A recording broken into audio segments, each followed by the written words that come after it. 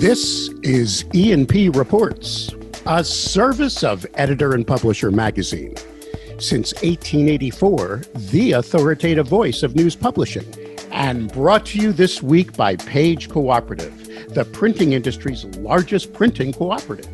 If your newspaper or printing company is looking to save money on newsprint, ink, printing plates, and more, contact Page Cooperative today. Learn more about Page Plus pricing at pagecooperative.com or contact directly CEO Gary Blakely at 800-468-9568. That's 800-468-9568, extension 196. Page Cooperative, the printing industry's largest printing cooperative. And hi, Mike Blinder, publisher of E&P Magazine. Many of you may know that my background is radio. I started as a disc jockey in the 70s in Washington, D.C. When I became the general manager of my first radio station, I attended my first radio conference, met a hero of mine, a guy by the name of Mike Joseph, who took Top 40 and put it on steroids by creating a very popular format in the 80s called Hot Hits. Hot Hits. Top 40, playing the same records over and over again. Everybody thought he was an idiot, but all he did was do research and found out that the people he was trying to get to listen to his radio stations wanted the same records over and over again. And I met him at a conference in Dallas, Texas, and asked for his advice. I said, Mr. Joseph, I am a young pup, now in my first management position. Can you give me some quick advice? And he put his arm around me and said, kid, find out what they want and give it to them. Which is why I'm teeing up today's conversation with Gordon Borrell, CEO of Borrell Associates. Borrell Associates is an organization that I try to follow all the time because my background's totally on the revenue side. I spent 30 years plus generating money for radio and television stations and eventually digital media for the newspaper industry. And then, of course, my company, the Blinder Group. And one of the reasons I keep my ear close to Borrell is he does ongoing studies of the small businesses in America. As a matter of fact, his SMB study is now being fielded as we speak, which will be issued shortly, where tens of thousands of small businesses basically tell us what they want when it comes to media and advertising. In short, sometimes we're trying to put square pegs down round holes. And if you really want to find out what they want and give it to them, as what it really means, it's the basis of what we should all be doing with our media companies, which is using a solution-based process. Some call it the needs-based process. Some call it the consultative process. We ask questions, uncover needs, and provide solutions. Which is why this conversation with Gordon is going to be very interesting, because I really wanted to probe him, especially in a COVID world, is where's the advertising community today? And where should we be steering ourselves now in order to find the best revenue opportunities? It's a fascinating dialogue. Some of it may make you a little bit angry, but if you know Gordon, he does speak the truth. And we're going to now go one-on-one with this week's edition of E&P Reports as I chat with Borrell Associates CEO, Gordon Borrell. Hello once again, and welcome to our split screen today. Mike Blinder, along with my good friend, Gordon Borrell. First, most important softball question of the morning, Gordon. Is it true I am still one day younger than you? Is that correct? That April is 24th. Still true. Yeah, so Yep. I'm the younger guy here. We both celebrate our birthdays around the same time. I think I share mine with Barbra Streisand and Adolf Hitler. I don't know who your famous people are on your birthday. Queen Elizabeth. I think you've got me on that one. Anyway. Yeah. Gordon, it's an honor. Those of you that don't know Gordon, CEO of Borrell Associates, the preeminent research firm in the United States, and I do say this without blowing smoke, respected by everyone as the guys that really have the pulse on where advertising is going to today. And maybe I simplify it too much when because I show his research in so many different venues. I've taken it with me around the world when I'm trying to set up an audience. And I always say that you just ask three simple questions of businesses. I mean, but you dissect them. Number one, what are you buying in advertising? Number two, what are you planning to buy? Number three, how do you feel about it? And when you take all that stuff and you subdivide it, what are you buying? What are you planning to buy? Where is it going? You can project trending that allows us in the media industry to try to stay ahead of the curve. Did I say that right when I kind of put together what all this massive data really is all about? It's just helping us in media know where the money is? Yes, you did. Although the analysis and trending and forecasting, Mike, is a lot more complicated than looking at what people are going to say they're going to do and looking at what they've done in the past and putting it together. They never do what they say they're going to do, so it's just really a blur. And the reason I dwell on that is that I take great pride in making forecasts and predictions, my team, that come true. We did make a mistake once, a big one, and maybe other little ones here and there. As I like to say, all of our forecasts come true. We just never get the year right, you know. But I'm really proud of the effort that we put into that. It's a little more complicated than just looking at what the advertisers are saying and forecasting from there. What was the mistake, Gordon? Come on. Oh God, I knew you were going to ask that. It's a long story. Let me give you 30 seconds on it because it is an important one. Back in 2009, I believe it was, most of our clients were newspaper companies. And if you're a research company and pushing out research, you don't want to put out bad information or information that's negative about the industry. And we were saying, oh, newspaper advertising is declining. And it was. That made us feel bad. And internally, I felt a lot of pressure to have something good. And that pressure came to bear with Kip Casino, who at the time was working for us. We put a forecast out that said in 2009, newspapers advertising was going to bounce back.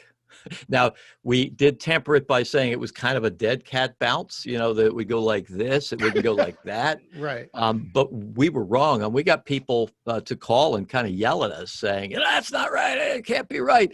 And we were wrong. And I guess the lesson learned, I'm sorry, it was over 30 seconds. The lesson learned is you can't put your emotion and the desires of your clients into the research. You have to tell them what's going on. And if they're you know, big boys and girls, they'll get it and they'll accept it. But there are some in the industry who do not like me and are a little pissed off because all we've ever said was that digital was going to be growing and growing and growing. Well, guess the F what it has. You know, so and it's going to continue to do it. So if you want to argue with me on that one, I'll win. You should retire and move aside so other people who are smart in the industry can help the newspaper industry move forward. Thank you very much. I'm sorry about that. Gordon, don't hold back. Tell us how you really feel. But first of all, yes, I agree with you on that. If you don't accept the fact that digital is growing, you may be on the wrong end. But didn't you last year I loved some of the data you came out with that some sectors realized that legacy wasn't as bad as they thought. Like, let's say real estate agents may have overspent in digital. This was a year ago, and I remember reading those studies. And then they started, you actually had some cool stuff saying that a lot of the digital was being purchased in tandem with legacy, right? So you're not saying legacy is completely gone. You're simply saying accept the fact that there may be a blend at times. Do I have that correct? Yeah, it's complicated. It's easy for us to, you know, paint something as bad and something as good. So it's either or. I mean, look at the presidential, you know, campaign and politics today. You know, I'd rather not. If you don't agree with one thing, you're bad. Right. So it's not quite the case. The study or the information you're referring to, by the way, still holds true in our current survey. And that is if you ask advertisers to rate what they are buying, whether it's search engine marketing or social media advertising or newspapers or radio or TV, and you put all traditional media in one bucket and all digital media in one bucket, the other bucket, guess what the effectiveness rating is? The same for each. So the next chart that we show after that is, look, more than 2/3, I think it's actually 80%. 80% of advertisers buy digital with traditional in a campaign. So they buy it together. Here's the thing, Mike. It's not newspapers are dying. Technically, some newspapers are dying. And the media landscape is overpopulated. So there is more of that decline occurring because newspapers are folding at a rate of, guess what, 6 per week in the past year. So 6 per week. Did I say that right? Yes. You said 6 per week. Correct. So yeah, and the weaker ones are just getting thinned out, which means the stronger ones, you know, have the great potential to get stronger. There still is some stripping out of overall newspaper budgets, but like I said, a lot of the decline is with the smaller, weaker papers. Can I read something from Marshall McLuhan? I was looking over here because it's on this screen, and I found this the other day. It's not often a cited quote from him, but Marshall McLuhan, the great media guru from the early part of the first half of the 20th century, a new medium is never an addition to an old one. There's more to this, but I'm going to dwell on that for the newspaper industry and the TV industry, by the way. A new medium is never an addition to an old one. Think about that. Nor does it leave the old one in peace. It never ceases to oppress the older media until it finds new shapes and positions for them. So I just found that prescient. He was actually talking at the time. That was what, in the 60s he said that, or 70s? Well, he said that in the early 60s, and he was talking about radio and TV. Exactly. So, you can say, you could replace it with television is not an addition to radio, nor does it leave radio in peace. Television never ceases to oppress radio until it finds new shapes and new positions for radio, which it did. Radio became a music medium instead of a prime time, So think about the internet, in relation to newspapers. There's a completely new and different opportunity here that is not your newspaper online for which you can sell a subscription to. I'm sorry to tell you. Yes, go ahead and do that. That's fine, but that's not it. If you want to define it as a big thing, that is not it, and you're missing the opportunity if you don't see the other larger opportunity here. Just to because I haven't gotten to the big question, which is the prognostications from what's currently going on, especially now that and by the way, you have to follow the rule here at editor and publisher. You must keep a glass of scotch next to you. I see you have your coffee, and you're not. Anytime you say the words "new normal," you have to take a shot of alcohol. Do you understand that? We don't allow the words "new normal" in our environment. But let's first lay let's just lay the land where we are. We have COVID impacting our industry. We got that. We have consolidation in the industry, which has affected it massively. I know you'll be, at the time of this recording, you're going to be speaking later today at a conference virtually and talking about how that is impacting the industry. And you have an industry now that is circling back to trying to develop some form of reader revenue. In other words, and I'm not saying good or bad, right or wrong. I'm not as smart as you, but in the old days is we'll just send our stuff out for free like television and survive digitally on advertising revenue. Well, that didn't work. So then digital services came along. Thanks a lot to you who promoted the heck out of it, said this is where the money was going. But now they're circling back saying we got to get people to pay for our content, good or bad, right or wrong, whether that's subscription-based, whether that's crowdsource-based, whether that's give it to me because we're nonprofit or just give it to me because you feel guilty. And to support local journalism, to get the newsroom funded. You just made a very important statement. You just said the revenue opportunity may not be in reader revenue, it may be elsewhere. Did I have that correct? And take it away, my friend. Tell us where we can go now, or what at least your prognostication. Well, I want to emphasize that newspapers are doing the right thing by trying to develop reader revenue. It's a new and exciting revenue stream. So please don't do the either or thing on me here and say, well, he's against developing subscription revenue. What I'm saying is that's the focus on something that is small relative to a much, much larger opportunity. If you look at the data from the 1990s until present day, what you'll see is subscription revenue for what we would classically call a subscription, and that is a subscription to a magazine, subscription to a newspaper, a subscription to some source of information. They have radically declined or in some years basically remained flat. But if you broaden the term subscription to apply to a subscription to a vast array of information that includes your Wi-Fi subscription, your cable subscription, that's information, isn't it? Your mobile phone subscription, you're paying a very, very large amount of money. Go look at your bill. Your cable bill, if you have it, or now all the new subscription bills you might have to Hulu or to Sling or to whatever, and what you're paying for your phone bill.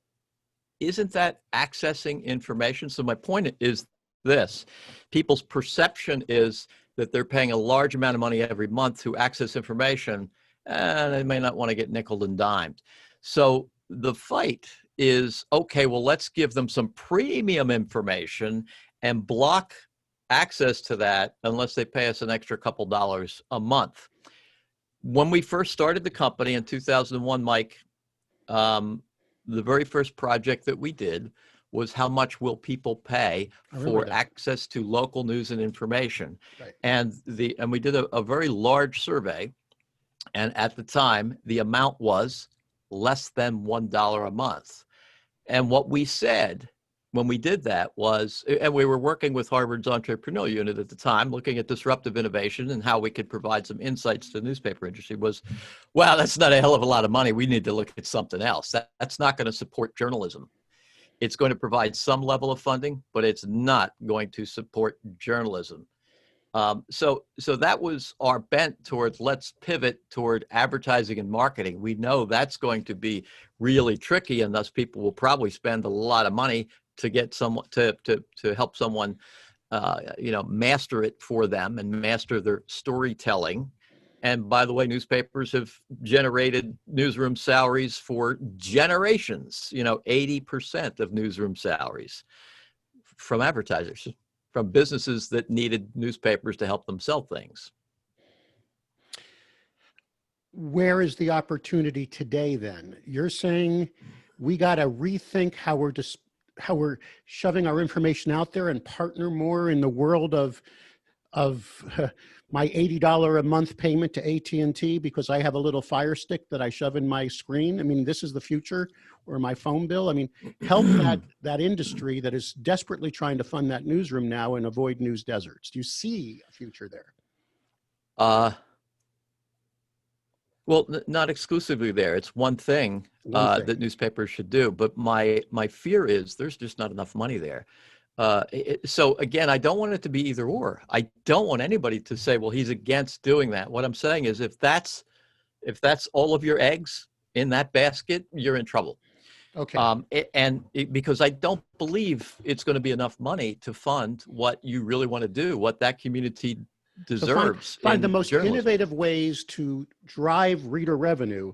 And then let's go back to giving the advertisers what they want. I know you're in the midst of putting together the huge SMB survey right now. It comes out every October, right? That's usually like the end of the month when you usually publish it. And then we get this, and this is huge. This is like many media companies rejigger. It comes out right around about budget time, which I always found interesting because it impacts a lot of the directions we go in. If you were running, I always ask it this way: if you were running a media company right now, pick one, newspaper, radio, TV, I mean, with a legacy side to it, and you had some resources at your disposal, where would you channel your energy now to find those local advertising dollars? What are you seeing? At least with depends on the market. It depends on the market size you're in. A large market like Atlanta has far more opportunity than Jackson Hole, Wyoming, which is very protected. It doesn't have a TV station. It doesn't have a lot of radio competitors, et cetera. So, let's say it's a mid-sized market. We'll just stick with that. Okay. I'm trying to filter it by knowing what I already know. So what I already know is that there is a phenomenal amount of money available that people do not realize in their markets that businesses are either spending or willing to spend. We've done what's called an ad capacity project with McKinsey and a very large media company looking at the capacity of businesses to spend. And what popped up was loads of businesses, hundreds of them, which their sales reps have no relationship with whatsoever and probably never would. And when they looked at that, they thought, holy crap, they are buying or can buy products that we actually sell. We've considered ourselves a media company. So we continue this same path or this same pattern to go to people who might want to happen to be a television company, our television advertising. So we're going to the personal injury attorneys, the HVAC guys, the hospitals, the this, the that. And our reps don't wander into industrial parks. Oh, where there are big businesses that need video storytelling and video advertising and search engine optimization and website hosting. I've got story after story after story. So it's a way you can look at the marketplace. You said help advertisers with their marketing. I prefer to look at it as helping local businesses tell their story, help them wow. understand how to manage all this media. Mike, the average business, small business, now spends 3 times as much managing digital services, digital marketing that they're doing than they do on advertising, buying advertising. 3 times as much. Why? And why are newspapers finding it so hard? And TV and radio, by the way, is because, as I've said before, the deer have the guns. The advertisers now have the medium at their disposal. Listen to this. They are media companies. They have news and information, and they're pushing it out to the public. So their news is, hey, we got a new mountain bike and it's on sale. That's news. That's a headline, right? So what they're finding is that, remember, $120,000 is what the average small business is spending? Guess what that is? They're funding their own newsrooms. They need a headline writer. They need somebody to shoot video. They need somebody to craft a story and edit it and design it. Doesn't that sound like newsrooms? So that's, I'm exaggerating a bit, but, placing one story on top of another to help you understand. There is so much money that these businesses are spending, phenomenal amounts of money, and they do not know it. They are unaware. 57% of businesses are just unsure of what they're spending and whether it's effective. Isn't that ripe for someone to come in and say, I know, I can help you. It's our expertise. We'll help you with your marketing communications. Isn't that a newspaper's role? Hasn't that been the role of the newspaper for a very, very long period of time, helping businesses tell their story? So if you can expand and go back to that Marshall McLuhan thing and say, wow, it really isn't about me and my medium and a new distribution channel. That's just part of it, but that's not the bigger picture. I mean, this is, to me, Mike, I'm sorry, I get excited about this, so I go on and on. So I'll just shut up after this. It's why Encyclopedia Britannica did not get Wikipedia. It's why Barnes and Noble did not get Amazon. Yeah. It's why Sears did not become Home Depot. And it's why the newspaper industry's response to Craigslist was, bona fide classifieds. I remember that. It's not real unless it's in the newspaper or on the newspaper's website. It's not about you, it's about the new opportunity. And I'd love to tell you about what that new opportunity is for newspapers, and it doesn't involve newspaper advertisers or readers. Well, you just teed me up. Let me just, and you're going to tell us before we get off of this, right? I'll You're not try going to, yeah. Okay, so let me just tee up what you just said, which I agree with. But I think why? Why is there so much need now for content marketing out of every business sector? The answer is they figured it out. Just throwing something up on your Facebook page for fun is not necessarily good social media. Just throwing up your website, having it as a what do you call it, like a business card, is not good digital marketing. There must be content of some kind that is changing, evolving, telling a story, and everybody's realizing that. God, if I want my Facebook or my Twitter or my Instagram to work, I got to put content in there that people crave and want to share. Am I saying that correctly? So that has precipitated this need now for everybody to have some kind of valuable content. And since we're in the content industry, if we're talking to our newspaper brethren, we should be expanding that ability to help these businesses create that content. Did I have that correct? Yeah. And it's not just content, Mike, it's the storytelling aspect of it. That is just so important. Good content that meets their needs. The owner of that bike shop that gets a new mountain bike is going to, write some stupid ass piece, post it on Facebook and the wrong headline, Exactly. or just blow it or try to be funny and won't be funny, something like that. So you really have to have somebody that really knows and understands marketing. And hell, newspapers, folks are schooled in that, whether on the news side or the advertising side. They really understand, what is Twitter but a headline, right? My wife loves Twitter. Oh God, please don't follow her account. It's just so horrible. And she's a reporter, by the way. She works for a weekly newspaper. But she loves Twitter because she says, well, it's just like writing the headline. I find it challenging. You know, I have to get it down to just a certain amount of words. So people can't do that. They need help with that. Telling advertisers' story is just really important. Having that creativity and that imagination that Don Draper did in Mad Men in that episode about Kodak's Carousel. wheel. Remember Yeah, the slide? the You know, and they carousel, called yeah. it a wheel. And then he just got all starry-eyed and said, it's not a wheel. And he started showing these pictures of his marriage and his children and everything. He says, it's about life. It's the carousel. Yeah, You know, they went, oh my God, what a great, that creativity people will pay a lot of money for. Okay, so how do you solve? Here's the problem. A newspaper thinks about its core competency. We are a news generation company, but they think of it as a hyper-local thing, so you only want to run our local eyeballs. We need to expand our brands, and I mean ours. Maybe I'm getting out there with you. I'm getting a little ethereal. If the industry as a whole were to promote itself as the place you should come for good content, because we are the content creators of the nation, there could be some form of a way that we're promoting. See, that's what they're all trying to do right now.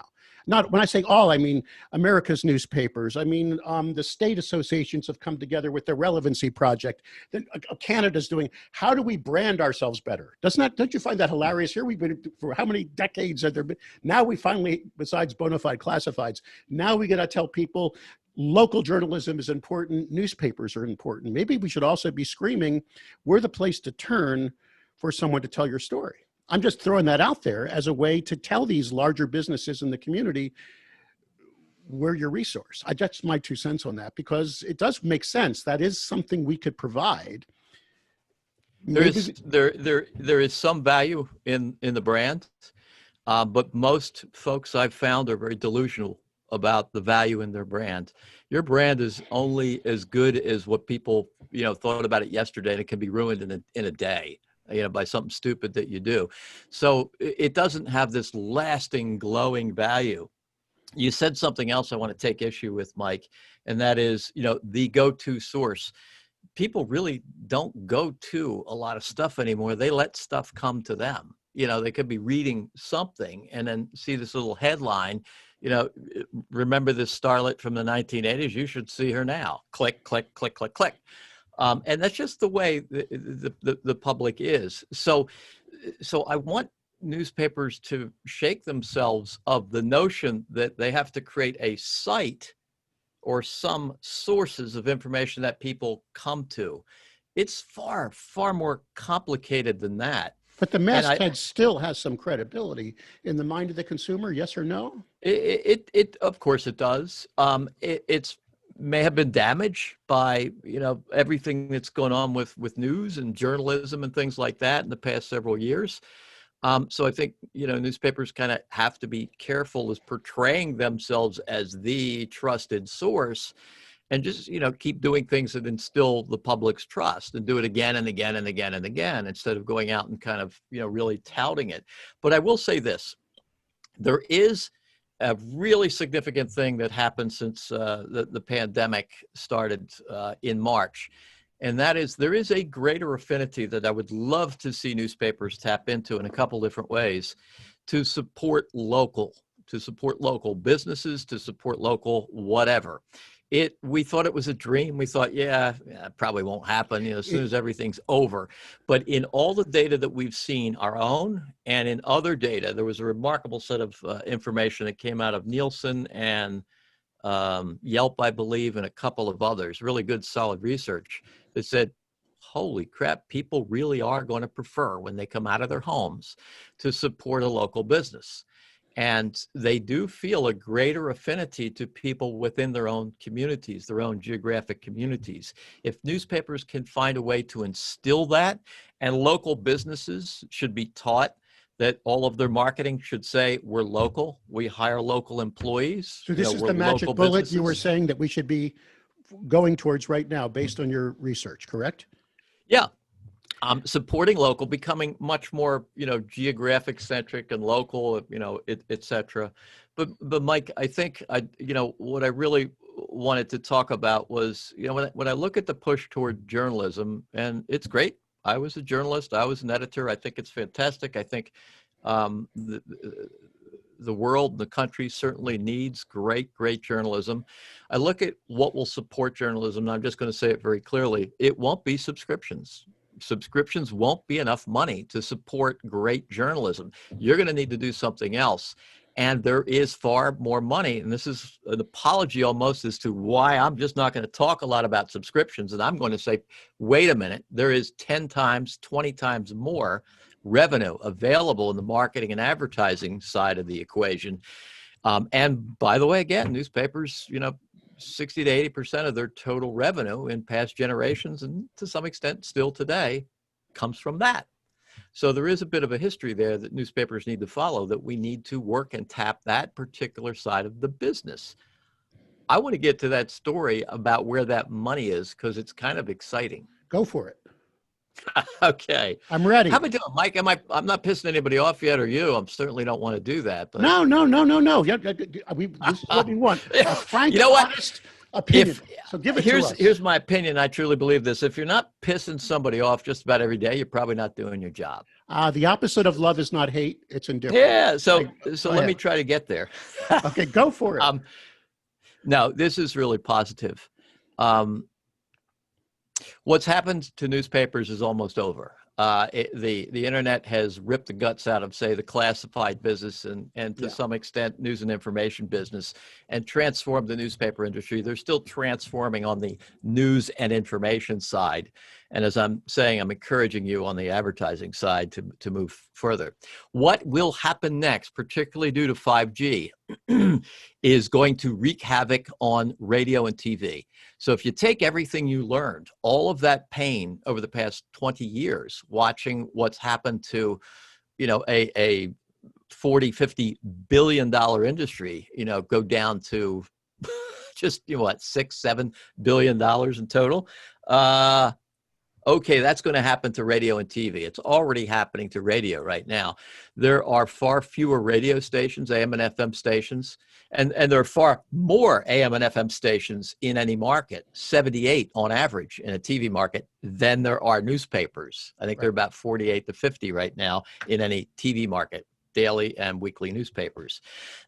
So they're getting thinned out. So what happens with 5G is that all of this audio and video becomes far more practical and far more acceptable. And you're going to see, and already are seeing, a great migration toward that. So here's the exciting thing. When you look at what advertisers are absolutely positively most interested in right now, the big new thing that is growing, it's OTT. It's streaming video advertising, over-the-top advertising that can get placed in programming, local programming, and actually on video games and things like that. You're playing a game on your cell phone and you might get a small video ad. You have the ability as a newspaper company to sell this. Local ad agencies, we recently surveyed, in fact, 6% of them say that they're buying OTT from a newspaper company. So we know it's happening out there. Excellent. But here's the exciting thing. We asked them, and this is going to be our chart of the week next week, which I think is the 12th or 13th of October. We asked local ad agencies, and these are big buyers of television advertising, right? If they're so damn excited about OTT and its effectiveness has grown, it's at the top of the charts of what types of media have grown in effectiveness since COVID. OTT is at the top. If they're so, and 61% of agencies are buying more OTT for their clients, where's that money coming from? Television. TV budgets. So let me put the pieces together. If you're a newspaper and you're selling OTT, guess whose budget it's coming from? Not yours, right? Go get them. And here's another piece of information. The most likely type of ad buyer to buy OTT is a radio advertiser. Really? That makes sense. Radio advertisers just pine to be on TV typically, but can't afford it. Can't afford it, but they're right. regional. But now radio's a regional signal, so they want the power of TV for the sake. This makes sense. Go ahead. They can afford OTT. So this whole 5G thing and video and audio thing doesn't just apply to advertising, although I'm going to say it for the 5th time, that's where the money is. It applies to news and information. Why aren't you transforming your newsrooms? And some of you are going to say, I am, but not fast enough. why aren't you transforming your newsrooms into basically television, video news programming? This is what consumers I asked want. that question of Nancy Lane on a podcast we just did 2 weeks ago. She quoted you. She said, yes, Gordon is screaming a lot about 5G, but it's not on our top 5 list. And I love Nancy as a sister, as you know, and I know you're close to her as well. And she's, for those of you who don't know, she's head of the Local Media Association, a huge operation now helping local media, radio, TV, and newspapers alike in all shapes, even pure play. She said it's not on our top 5 list because you got to go with the resources you have. It's not brain surgery to train a reporter to take their phone out and use it, correct me if I'm wrong, in a 5G world, right? I mean, when I was, when I was managing an AM radio, something. What? Go ahead, say it. TV people are going out there with iPhones doing live scenes. The reporter, they can't muster the satellite truck or whatever truck they have, right away or at someplace else. So they send a reporter out and they zip out there in their Hyundai SUV, and they get their iPhone and I'm on the scene. I saw one yesterday. I'm on the scene of the fire. What the hell? Why can't you do that? There is so much money that is sitting out there in the programmatic networks to be placed into this video somewhere. So I'll tell you one other thing. My wife is she freelances for a newspaper, part of the Boone newspaper group, and she just does it for fun. And she writes these stories, and she's doing something for their holiday section on a baker in Smithfield, Virginia. And she said to me, you're talking all the time, you pain in the ass, about video. She did call me that.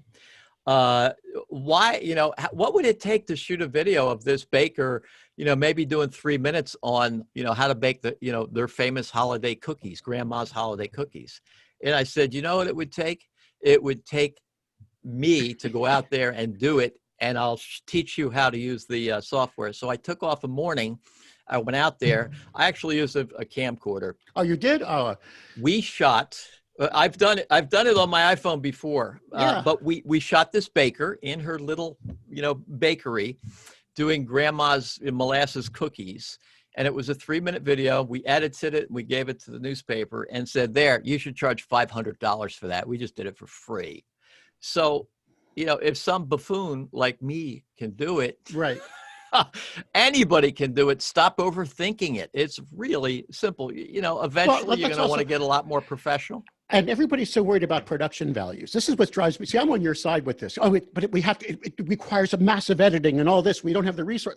Wait a second. I'm watching shows like Morning Joe now, where they're taping people in their living room live on the show where the audio is clunky and they still go with the interview. I think we've retrained a society now that it's okay in a digital world to bring in events, speakers, and things in a myriad of different ways. It doesn't have to be well lit with green walls and all that. I believe you're correct on that. I mean, when I ran an AM radio station, when I first became a program director and I had a news department, my people went out with a cassette recorder, came back with 8-9 stories a day. What is this? In my opinion, there's massive opportunity here. We could seize the market over. That's what you just said. Television right now has to send out the shooter, right? And the reporter. They usually come back with 1 story a day. They have to go into the editing booth. If we came back with tons of good video, local content, we were at that street corner where the accident was, we were here, we were there, we could re-seize the market. So I do think there's some value there in a 5G world. I'd like to just tell you a couple stories. I'm going to tell these stories at the America's Newspapers Pivot 2020 conference this afternoon. My presentations are right there on that screen. Okay. So for those of you, this is pre-recorded, so that happened in the past, but go ahead. So there were a couple of stories that I told, we'll say, during this. And one of them was the story of OTT, or the story of OTT, which I just told you. The other is the story of the DOT, which I'm about to tell you. And I'll keep these brief, Mike. And the other is the story of Joe. So the story of OTT is, listen to me, please. There's just so much video opportunity out there. Don't overthink it. The story of the DOT is this. About 15 years ago, a television station came to me and said, we want to really seize the opportunity in digital. And this is when TV stations really don't care all that much about the internet. and newspapers were more and more focused on it. And we want to beat up on the local newspaper. We want to do it better. We're jealous of all the money that they get out of this market, yada, yada, yada. So I went down and talked to them, et cetera, et cetera. I helped them. As of last year, that station was making $10 million in internet revenue. And that's a lot of money. It's in a small to mid-sized market, and that's a lot of money. And their dot on our little scattergram is fairly high, hence the dot. So this is the story of that dot. They called me last year and said, "I want to. We now thank you for helping us get there. We now want to. We want to make 20 million." So when I finished spitting my coffee on the screen, I said, "How the hell are you going to do that? I don't even know if that's possible. Let me see." So I looked at some things and I called them and I said, "Let me come down and show you." So I said, "Look, here's your dot now, and it's high related to other TV stations. But here's where it would be if you doubled your revenue. This is what your market share looked like." And it moves up here with these 5 or 6 other dots across the country. And remember when I identified those dots to you several years ago? They were, and we can say this because the information is public, the New York Times, highest market share, Washington Post, highest market share, Deseret Media, highest market share. And to a T, they said, well, they're not like me. They're not like me. They're not like me. Deseret Media, that's the big national, Mormon play, right? And the Washington Post, that's, a big national, and New York Times, et cetera. And I said, so what do you think if your dot is up there, you're going to say? You can no longer say they're not like me, because you have to be one of them to get your dot up there. So my point, Mike, is that you have to stop thinking like a newspaper. This station had to stop thinking like a TV station. It is, in about a year's time, well on its way to doubling its revenue because of some things that we showed them that were happening in the market that they didn't see because they were still thinking like a TV station. And by the way, it all was tied to video. That's the story of the time, very, very briefly, the story of Joe Walsh, the CEO of Thrive, got up on stage at our conference last March, and he said, here's the one thing that really transformed my company, the big Yellow Pages company that's seen its print revenues go down and down and down and down. The board of directors. My board of directors are from Silicon Valley. They're not from the print industry and the banking industry. So if I walked in there today and said, we're going to talk about how to save the Yellow Pages industry and how to bolster print, they would laugh me out of the room. Now, they're very, very excited about new opportunities where the growth is, which, by the way, is in digital. So think about that. Think about the influences at the very highest level in the company. It's really important to have people who really understand we want to latch this company onto a growth opportunity rather than just try to sustain an existing business model, which is falling apart. It still continues to fall apart. On that note, I think it's time to wrap this up. Did we cover pretty much any other prognostication? I know the data is still being looked at and the data sets are all being macroed or whatever you guys do. And all of this is coming together. In the next few weeks, you'll be releasing this huge, amazing study, which I can't wait to see. Anything quickly you can bullet to us now as you're culling through these massive data sets that you're seeing from tens of thousands of local businesses? Yeah, what we're seeing is matching up very nicely with what we saw post the Great Recession. And that is after a crisis, after an economic crisis, things get weeded out, trends get accelerated, and the old and dying die, and the trends moving toward a certain thing and growing and minor experimentation suddenly becomes mature. So we're certainly seeing that. What we're seeing is that advertisers definitely are spending a lot more money. Most of it is internal now. 60% of what they're doing to manage their marketing is done internally. They firmly believe, this is great, they firmly believe that when they outsource it, they get better service. So the opportunity there to outsource some of these marketing services is really important. The new competition on the landscape, and I think there's great opportunity here, is in the agency side of the business. There are agencies that most newspapers, the larger ones, deal with that handle the big accounts. And they certainly have been shying away from newspapers and doing a lot more internally. But their competition now are small agencies, 5 and 6 people, who would love to team up with media to go pitch an advertiser something. They don't quite have the resources, but they see the newspaper as a resource.